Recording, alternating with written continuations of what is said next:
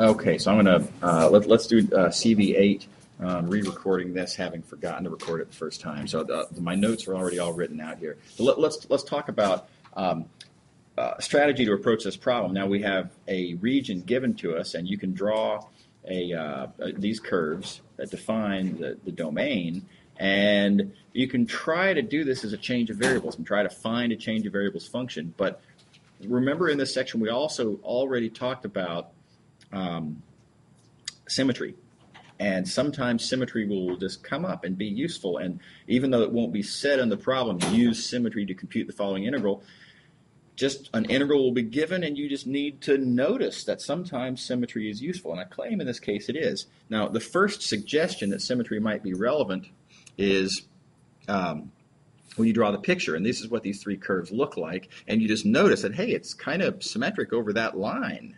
It flips over like that.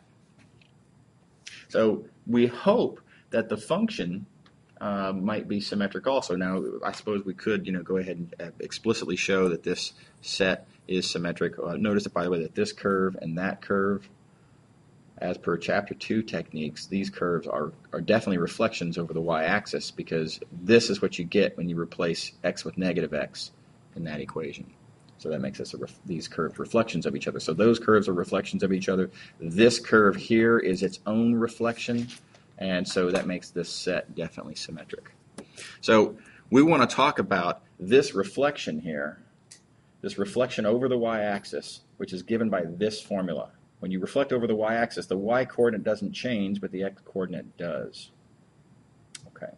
So what remains to be seen is the function. Is this integrand function symmetric? Does it have the required odd symmetry? And, well, that's just a matter of doing the algebra. You just have to check and see if you plug in the reflection of xy into the function, do you get the negative of the original value of the function? And in fact, yeah, you do. And the point being is when you plug in negative x, you have an odd power of x there, you have an odd power of x there, and so, yeah, that negative sign just comes right on through. And so f of the reflection is negative of f of x. So this domain is symmetric over the y-axis. The function has odd symmetry over the y-axis. So the integral is 0.